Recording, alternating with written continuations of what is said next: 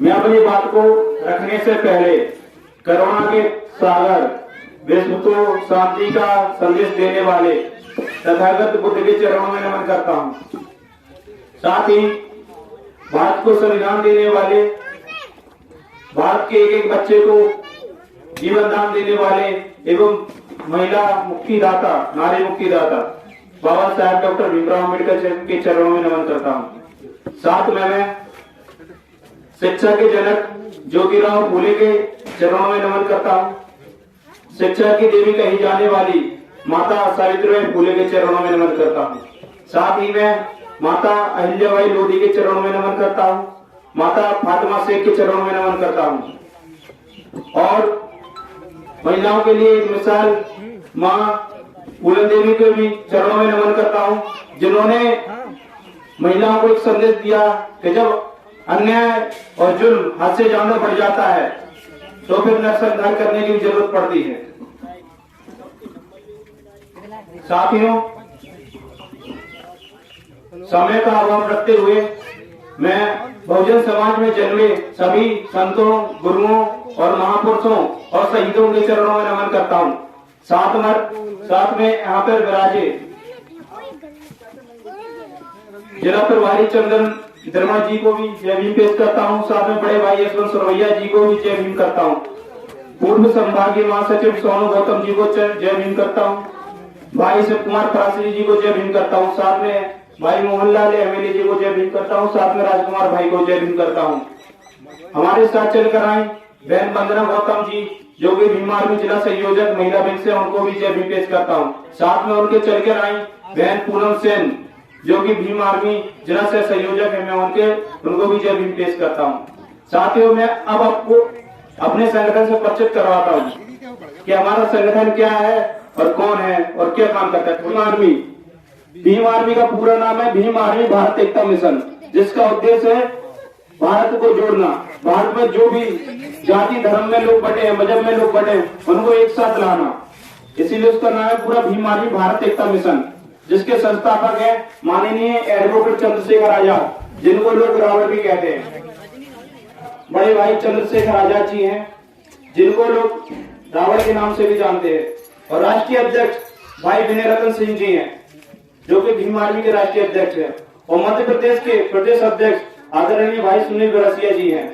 हमारा एक पार्टी भी है जिसका नाम है आजाद समाज पार्टी, जिसके संस्थापक बड़े भाई चंद्रशेखर आजाद हैं और राष्ट्रीय अध्यक्ष भी बड़े भाई चंद्रशेखर आजाद जी हैं। क्योंकि भाई ने कहा है दूसरों के घरों में गुलामी करने से अच्छा है अपने घर में खुद मालिक बनकर रहो। किराएदार से अच्छा है खुद मालिक रहो, चाहे घर छोटा हो या बड़ा हो। साथियों, भीम आर्मी काम में आपको बताना चाहता हूँ, भीम आर्मी का मेन उद्देश्य है समता मूलक समाज की स्थापना करना। दूसरा उद्देश्य है संविधान की रक्षा करना। तीसरा उद्देश्य है हमारी बहन बेटियों के ऊपर जो शोषण अन्याय अत्याचार होता है उसका विरोध करके उन्हें न्याय दिलाना। चौथा काम है एक समान शिक्षा, वन नेशन वन एजुकेशन, जो सबसे बड़ा उद्देश्य और एकदम हमारा मकसद भी है। जैसे वन नेशन वन एजुकेशन का मतलब क्या है? एक समान शिक्षा। आज दो प्रकार की शिक्षा दी जाती है, एक सरकारी और एक प्राइवेट, और एक और चलने लगी है कॉन्वेंट, जिसमें बड़े बड़े लोगों के बच्चे पढ़ते हैं। उसमें SC ST OBC के बच्चे नहीं जाते हैं। सिर्फ दो ही कास्ट है, या तो जैन हो गए, ब्राह्मण हो गए या सिंधी हो गए, इनके बच्चे पढ़ पाते। अगर सोचे ठाकुर तो फिर भी बच्चे नहीं पढ़ पाते वहां तक। और कई लोग दबंग हैं, 100-100 200 बीघा जमीन वाले हैं, तो फिर के बच्चे हालांकि चले जाते। लेकिन जो गरीब बच्चे हैं, जिन जातियों में SC ST OBC के आते हैं, चाहे हो गए मैन चमार, बरार, कोरी, वाल्मीकि, पाल, कुशवाहा, नाई, कोरी, कुर्मी, पटेल, कहने को हम लोग क्या थोड़े ताकतवर हैं ये लोग जो बीसी में आते हैं, यादव हो गए, गुर्जर हो गए, दांगी हो गए। लेकिन ताकतवर होने के साथ साथ भी अगर आपने सुना हो, एक बात को पढ़ा हो, एक भी अभी तक सुप्रीम कोर्ट का जज नहीं बना पाए। इतने ताकतवर लोग होते जो 100-100 200 20 का जगह है उनके पास, जो दाव में दबंग हैं, लेकिन उन्हें अपने अधिकार पता नहीं है कि हमारे अधिकार कहाँ है। जो 27% आरक्षण है ओबीसी के लोगों को पता नहीं वो 27% आरक्षण कैसे लागू होता है, कहाँ होता है।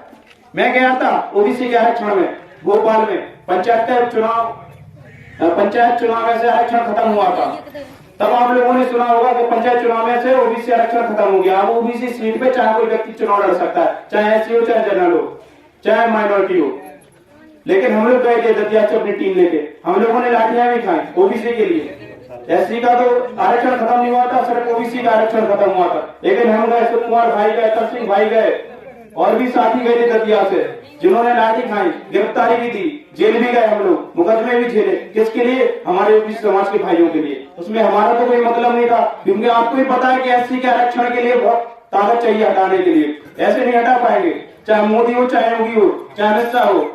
यदि एससी का आरक्षण की बात करते हैं तो संसद हिलती है इनकी, और जिनका सिंहासन डोलने लगता है जब दलित की बात आती है, क्योंकि दलित बाबा साहब को जानता है, अधिकारों को जानता है। और मैं वही कहना चाहता हूँ हमारे ओबीसी भाइयों से, आप भी अपने अधिकारों को पहचानिए और अपनी लड़ाई को लड़िए, क्योंकि जो सरकार है, जो बीजेपी कांग्रेस है, ये वास्तविक कहो तो ब्राह्मण ठाकुरों की सरकार है, और इसमें एससी एसटी ओबीसी की सरकार नहीं है। सिर्फ ये लोग टिकट तक आप देते हैं तब सीट रेयर को।